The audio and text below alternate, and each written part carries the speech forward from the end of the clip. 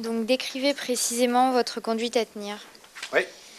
Alors, est-ce que tu as fait un petit tableau? Alors vas-y, donne-nous ton tableau. Donc, en fait, j'avais mis pour la mère et le fœtus. Ouais. Ce que je fais en premier, donc en urgence. Alors, mère, fœtus. Ouais. Moi, j'ai mis ce que je faisais donc comme traitement en urgence. Donc, en premier, tu as mis la prise en charge ce que tu d'urgence, fais en fait. urgence. Voilà. Ça me va. Et après, j'ai mis la surveillance. La surveillance, en deuxième, c'est ça? Oui. Clinique, biologique et échographique. Surveillance, clinique, biologique et échographique. On t'écoute? Donc en fait, je fais une hospitalisation en urgence en grossesse pathologique, donc dans un centre niveau 3, parce qu'elle était déjà. Oui, mais si elle n'était pas en niveau 3? Parce qu'elle était inférieure à 32 semaines, c'est ça? Oui, vas-y, continue. Donc pour la mère, donc une mise en condition avec Très bien, pas oublier. repos au lit strict dans des cubitus latéral gauche. Mais très très bien. Un régime normosodé. Excellent. Qui a mis régime hyposodé? Qui a mis diurétique? Je l'ai vu dans une copie. Donc, Qui a mis diurétique? Voilà. Toi, mais toi, tu as tourné ta phrase de telle manière que c'était pas faux. Non, elle a mis régime normosodé, remplissage, et si besoin, utilisation de diurétique. Ça va très bien, ça. Elle sait qu'il ne faut pas faire de diurétique de première intention, elle sait qu'il faut remplir, elle sait qu'il faut faire un régime normosodé, mais c'est vrai que parfois on a des patientes qui ont qui ont un OAP, par exemple, et on est obligé de leur mettre un certain degré de diurétique, mais on le fait toujours sous monitoring échographique, c'est-à-dire qu'on va doser la pression dans les veines pulmonaires, là, enfin, c'est pas moi qui fais ça, hein, et on arrive à adapter comme ça, l'ancienne Schwann-Grans, quoi. Mais donc, le fait de le mettre comme ça, c'est pas faux, j'ai pas mis 0, ça va les 0, ça me met des diurétiques. Mais de mettre hospitalisation diurétique, genre pour faire baisser la pression artérielle, ça c'est une grosse bêtise. Continue. Donc ensuite, mise en place d'une voie veineuse périphérique. Très bien. Ensuite, je fais un bilan initial. Oui, alors le bilan initial. Qui a oublié dans cette question-là? J'ai vu aussi dans certaines copies, d'emblée, les traitements, et plein de monde a zappé le bilan initial. Cette femme-là, elle n'a rien pour l'instant. Elle a son 17, je ne sais pas combien, et on n'a pas du tout d'informations sur son bilan biologique. On n'a pas de bilan biologique. Qui a oublié le bilan biologique dans cette question? Voilà. Donc c'est pas bien. C'est pas bien parce que la première chose que... Mettez-vous dans les conditions où vous recevez cette pauvre femme, la première chose que vous faites, c'est vous lui prélevez un bilan, à visée pronostic, voir un petit peu s'il y a un Alep syndrome, etc. Bilan initial. Alors qu'est-ce qu'il y a dans le bilan initial? Donc j'ai mis NFS, plaquettes. Alors tu vas me dire à chaque fois pourquoi, qu'est-ce que tu en attends? Donc NFS à la recherche d'une anémie. Ouais. Parce que s'il y avait un HELP syndrome, ça ferait une anémie. À la recherche d'une anémie. Qui est comment l'anémie dans le syndrome Anémie hémolytique. Anémie hémolytique. D'origine? Oui, ben hémolytique. Mécanique. Et donc, il ne faut pas uniquement demander la numération, on demande quoi d'autre? À la recherche de schizocytes qui vous donnent l'origine mécanique. Deuxièmement, pour parler d'hémolytique, on va demander aptoglobine, LDH, et ben voilà, très bien. Ah oui, en première intention, on demande ça, oui. Donc ensuite, un bilan d'hémostase avec TP, TCA, fibrinogène. Ouais, pourquoi? Pour la recherche, Ouais, il peut y avoir un certain, pas une CIVD vraie, mais une CIVL, ouais. Et puis, avisé pré-opératoire, évidemment. Continue. Donc, ionogramme sanguin et créatininémie pour la fonction rénale. Très bien. Protéinurie des 24 heures pour quantifier pour la prééclampsie. Très bien. Uricémie, parce que c'est un facteur pronostic. Il y a une hyperuricémie, ça traduit quoi l'hyperuricémie? L'hypo, non. Oui, la lyse cellulaire, excellent, bien sûr. Ça traduit la lyse cellulaire, l'hyperuricémie. Il y a une liste cellulaire dans la prééclampsie, puisqu'on a des microtrombies, et on a une ischémie, une des microtrombies, et donc on a une liste cellulaire. Et c'est un facteur pronostique. Continue. Donc les transaminases azathalate Pourquoi? pour le HELP syndrome. Très bien. Parce qu'il y aura une cytolyse hépatique. Excellent. L'albuminémie. Très bien. Pourquoi? Pour le syndrome néphrotique. Et puis si c'est trop bas, je crois qu'il faut... Perfuser l'albumine? Non. L'Ovenox? Ouais, ça se discute. Dans les hypoalbuminémies majeures, ça se discute. J'ai fait aussi un ECG. Alors, l'hypoalbuminémie, elle est liée à la protéinurie. Hein. Elle est la conséquence de la protéinurie, c'est-à-dire de la fuite rénale de protides. L'ECG à visée pré-opératoire. Très bien. J'avais remis mesure de la tension artérielle avec, avec un dynamo. Mais là, tu as tout dit. Sur le bilan biologique, elle a absolument tout dit. Hein. Je répéterai, mais elle a tout dit. Voilà, elle a fait le bilan biologique standard de base à faire devant toute prééclampsie. Donc, une fois qu'on a fait notre bilan biologique, donc le bilan biologique, il est fait. La mise en condition, elle est faite. Ensuite. Donc là, j'ai fait un traitement médical. Ouais. Avec donc un antihypertenseur, j'ai mis un inhibiteur calcique, le Loxane IVSE. Très bien, le mot antihypertenseur me suffisait amplement. Voilà. Mais il fallait rajouter sur mes antihypertenseurs. Moi j'ai mis aposologie adaptée progressive. Aposologie adaptée progressive. Et donc avec pas de tension artérielle en dessous de 130, 80 mm. Voilà, 14,9, retenez 14,9. Très bien. Voilà. Et j'ai fait aussi une corticothérapie prénatale. Excellent. Oubli égale 0 et corticoïde. Qui a oublié corticoïde?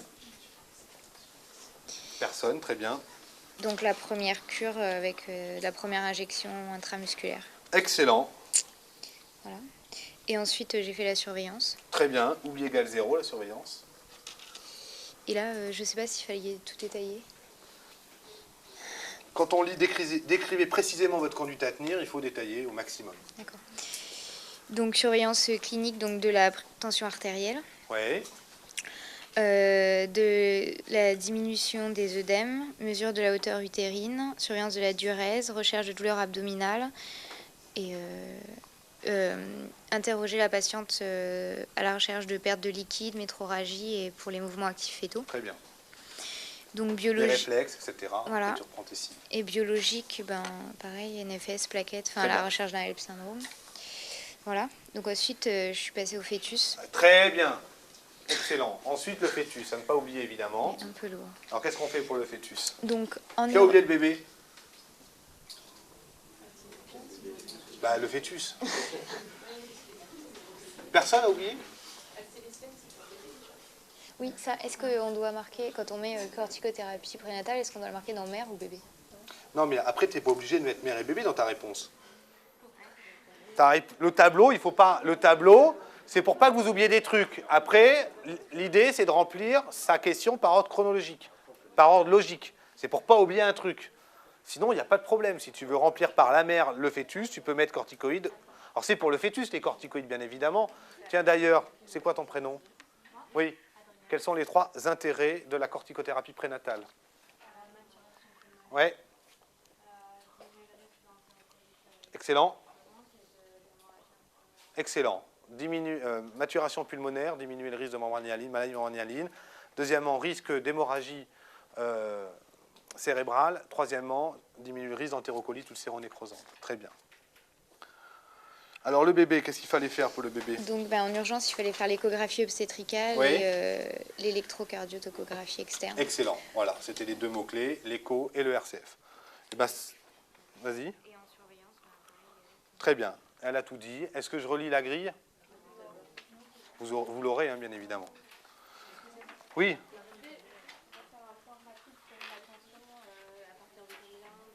Alors, premièrement, à l'internat, on ne vous demandera jamais de traiter, vous, directement, avec des doses, une prééclampsie. Ça ne fait pas partie de ce qu'on vous demande. On vous demande de savoir la reconnaître, de connaître les différents traitements antihypertenseurs qui existent, et de savoir instaurer un traitement. Après, la phrase clé à mettre, c'est exactement ce qu'elle a dit.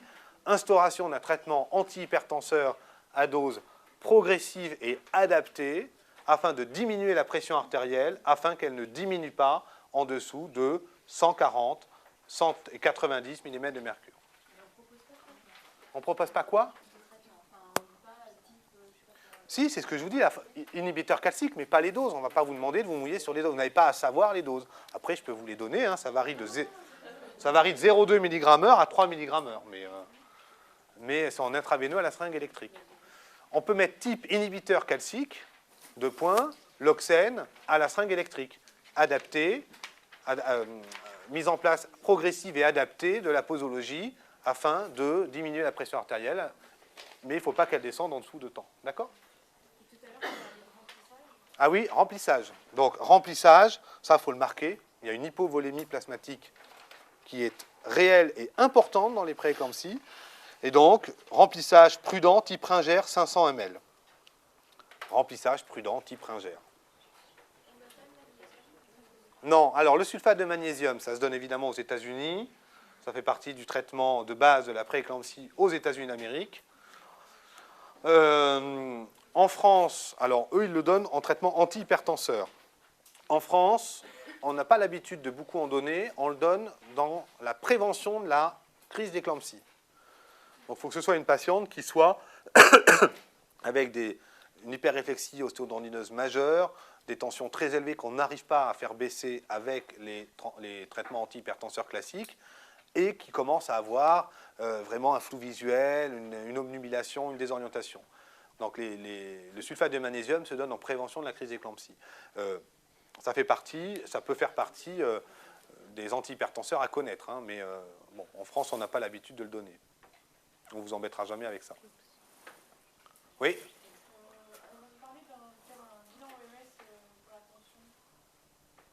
Ah, mais absolument pas en urgence. Le bilan OMS, elle se fait en cas de persistance de l'hypertension après l'accouchement, puisque dans la majorité des prééclampsies, la tension se normalise rapidement. Si elle persiste, on fera un bilan OMS, bien évidemment. Mais sûrement pas en urgence. En cas de phosphène majeur, on peut faire un fond d'œil. Mais ça ne fait pas partie des choses qu'on fait de première intention. Ce n'est pas le truc à faire immédiatement. L'examen complémentaire à faire si vous avez une suspicion d'hémorragie cérébrale, puisque c'est une des complications cérébrales de la prééclampsie, c'est l'IRM cérébral. Si jamais vous avez une patiente où vous pensez qu'elle a des signes d'hémorragie cérébrale, puisque dans les prééclampsies sévères, c'est une des complications possibles, hein, d'une part liée à l'hypertension, d'autre part liée aux troubles de l'hémostase, thrombopénie en particulier, et troisièmement liée aux microthrombie. Ces trois facteurs-là font qu'on a tout réuni pour avoir une hémorragie méningée ou une hémorragie intracrânienne. Si on a une suspicion clinique de ça, il y a deux choses à faire. La première, c'est une IRM. La seconde, c'est une césarienne. Oui. Enfin, les radiologues ils disent qu'il vaut mieux pour plus sang faire un scanner qu'un IRM parce qu'on va bien. Oui, sauf, enfin là en l'occurrence, dans cette indication-là, il faut mieux faire une IRM. Mais on peut faire un scanner, c'est-à-dire que dans la grille d'ailleurs, à la dernière question, vous demandez IRM ou scanner, j'ai mis IRM cérébral, entre parenthèses, ou scanner cérébral. Mais si elle a travaillé dans son ventre. Ben, on peut faire une IRM avec un bébé dans le ventre sans problème, on peut faire un scanner injecté avec un bébé dans le ventre si on pense qu'il y a suffisamment d'arguments pour le faire, puisque chez la femme enceinte, on fait pour les phlébites des artériographies, d'une part, et d'autre part, on fait des angioscanners. Donc, n'ayez pas en tête l'idée qu'une femme enceinte ne peut pas avoir de scanner injecté d'iode. C'est absolument faux, mais on le fait en pesant le pour et les contre, c'est-à-dire en ayant des arguments forts. Quand on a un argument fort de phlébite, d'embolie pulmonaire chez une femme enceinte, on va demander un angioscanner ou un scanner spiralé, sans aucun problème. Oui ? Le remplissage vasculaire, c'est systématique en prééclampsie ou c'est parce que là, c'était vraiment la double attention? On ne peut jamais dire systématique, mais à l'ECN, si vous avez une prééclampsie à traiter, il faudra marquer dans votre réponse, si on vous demande de traitement, remplissage prudent, car hypovolémie plasmatique relative, type Ringer. Voilà, on ne pourra jamais vous reprocher de mettre ça puisqu'on le fait, et parce que c'est une réalité, l'hypovolémie plasmatique relative. Après, on peut vous le reprocher de ne pas le mettre. Après, dans la vraie vie, c'est loin d'être ce qu'on fait à l'ECN, vous le savez bien. Mais on ne va pas ici développer tous les cas possibles et inimaginables. En tout cas, vu comment le dossier est constitué et vu le tableau que je vous décris, oui, il faut le faire. Oui? Ça vous inspire la prééclampsie, hein, plus que le cancer du sein. Hein.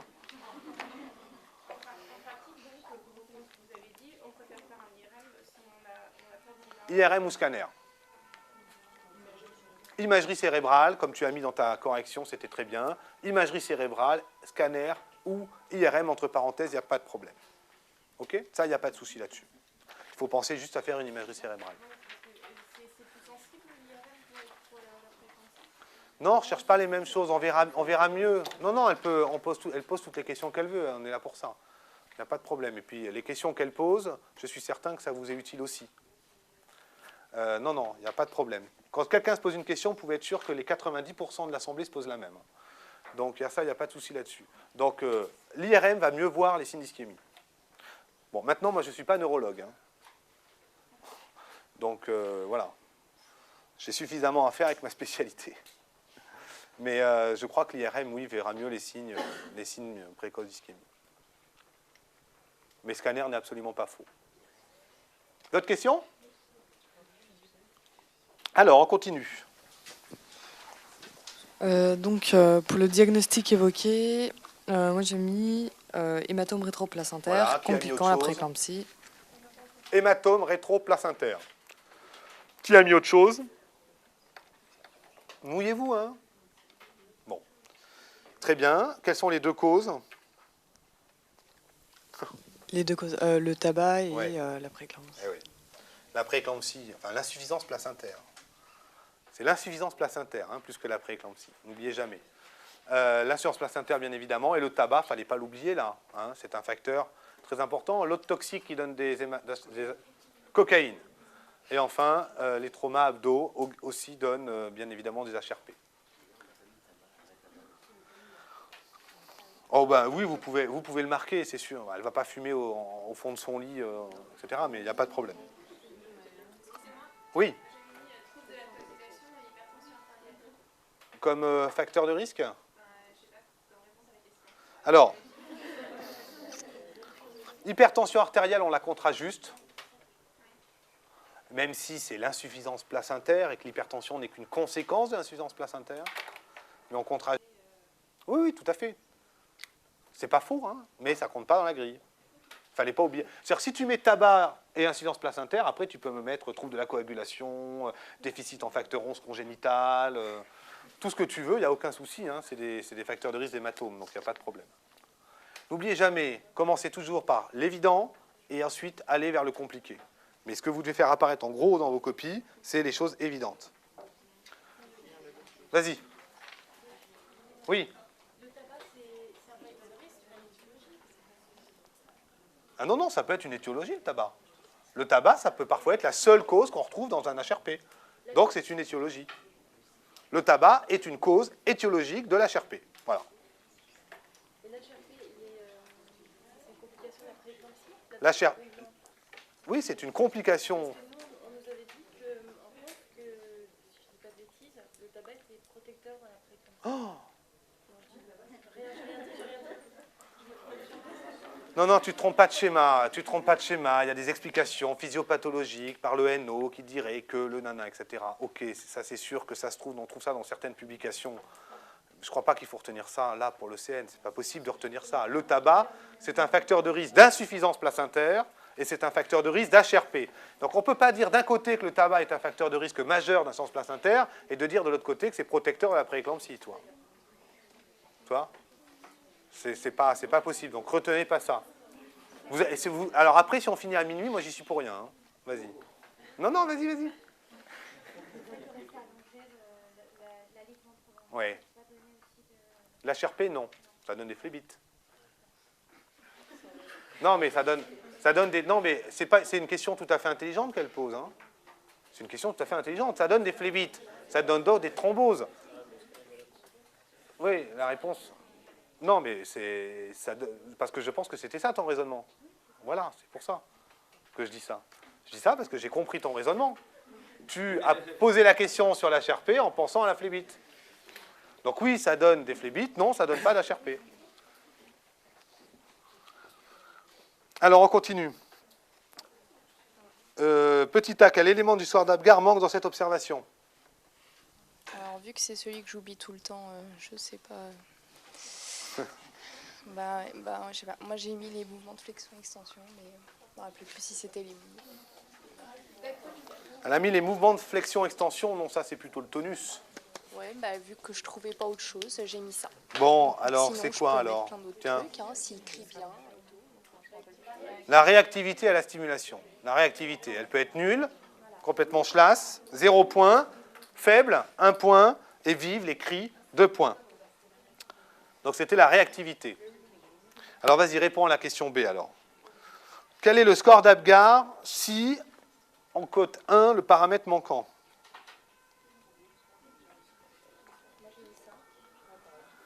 5, non. Il y avait 2 réponses possibles. Il y avait 3 ou 4. Oui. Non, 5, non. Alors, mouvement respiratoire lent et irrégulier, 1 point. Ça, on est d'accord sur celui-là, il n'y a aucun souci. Le tonus faible, 1 point. C'est le score tonus faible. La coloration pâle, c'est 0. Non.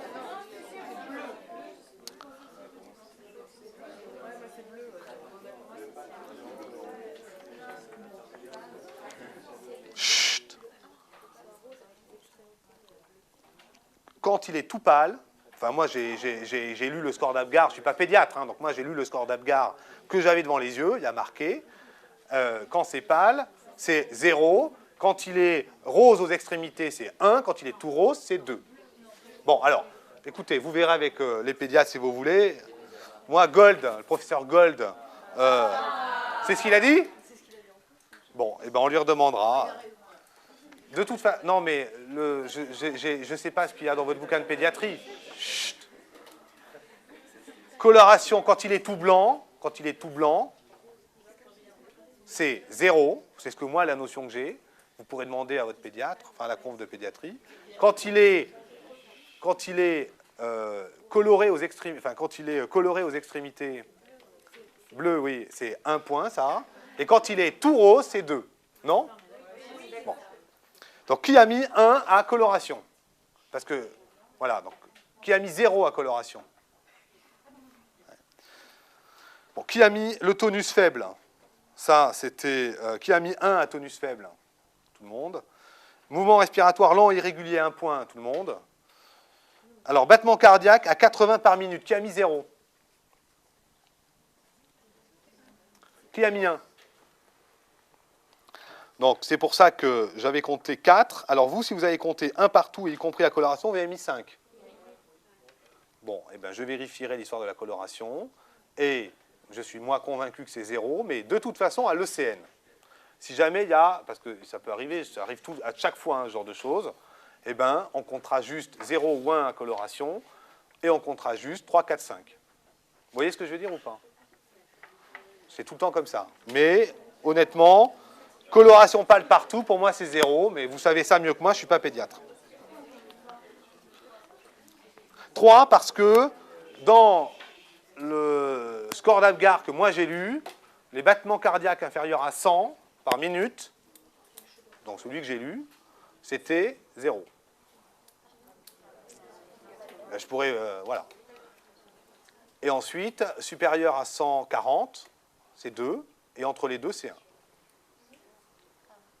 Mais, je n'ai pas le score d'Apgar de Gold. Moi, vous l'avez quelqu'un là? Enfin, vérifiez, mais je suis certain, vous verrez, je suis certain qu'il y a des modifications de cotation en fonction des différents ouvrages.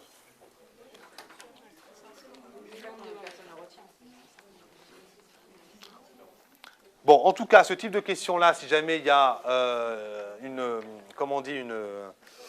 polémique, quand il y a des polémiques à l'ECN, ne vous inquiétez pas, quand on a plus de 30 ou 40% de mauvaises réponses, on réétablit la situation. La seule chose, c'est que la question n'est plus discriminante. Bon, petit c, par contre, ça, pour le coup, c'est très discriminant. Donc, quels sont les 2 autres paramètres cliniques ou paracliniques utilisant permettez d'analyser l'état fœtal? Vas-y, continue, la même. Bon, il y en a un très important, c'est lequel que tout le monde connaît? Non. Le pH, bien évidemment. Le pH au cordon. Donc ça, pour le coup, le pH, c'est un des paramètres absolument capitaux. Et puis le deuxième, c'est la lactatémie au cordon ombilical. Donc ça, quand on a un enfant qui naît dans un état fœtal grave, il y a deux paramètres très importants qui vont permettre de prédire le devenir de cet enfant. C'est premièrement l'ADGAR, non pas à 1 minute, mais à 3 minutes. Et deuxièmement, le pH. Et les lactates, c'est un troisième paramètre important. Alors, question 7. Au cours de la césarienne, alors là, il faut bien lire la question. Au cours de la césarienne, après la délivrance, la patiente présente une hémorragie d'origine utérine majeure supérieure à 1,5 litre. Quels sont chronologiquement les différents gestes péropératoires à réaliser par le chirurgien? Alors, vas-y, réponds. Moi, j'avais mis une révision utérine. Oui, En évidemment. premier. Très important pour vérifier quoi? Qu'il ne reste pas des débris placentaires. Voilà, pour vérifier la vacuité utérine, très bien. Faire l'hémostase locale au niveau de la cicatrice.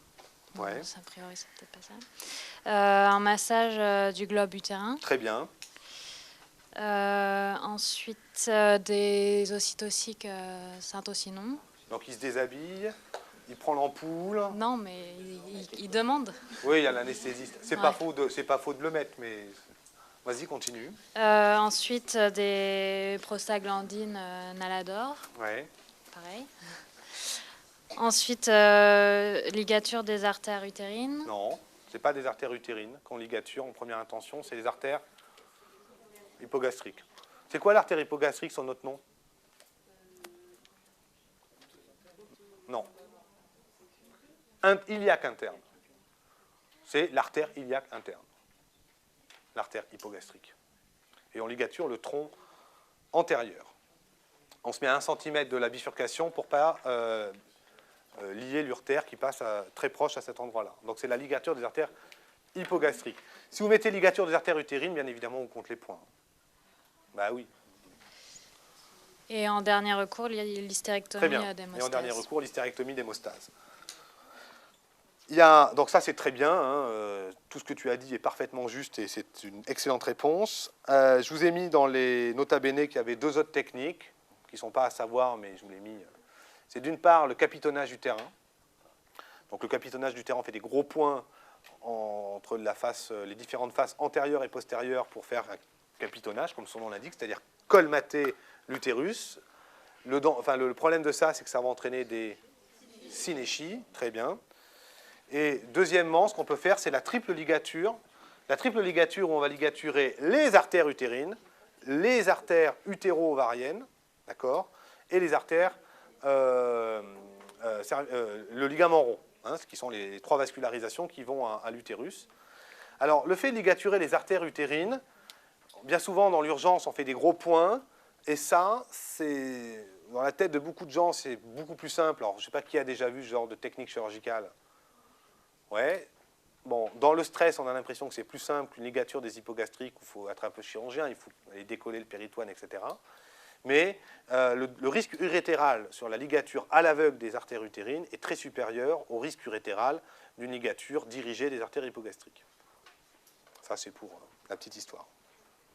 Mais c'était une excellente réponse. Question 8. Vos gestes chirurgicaux et la réanimation médicale simultanée permettent d'arrêter l'hémorragie. Elle présente une crise convulsive généralisée. Quels sont les diagnostics à évoquer? Vas-y. J'avais évoqué l'éclampsie. Très bien. Alors celle-là, il ne fallait pas l'oublier. Hein.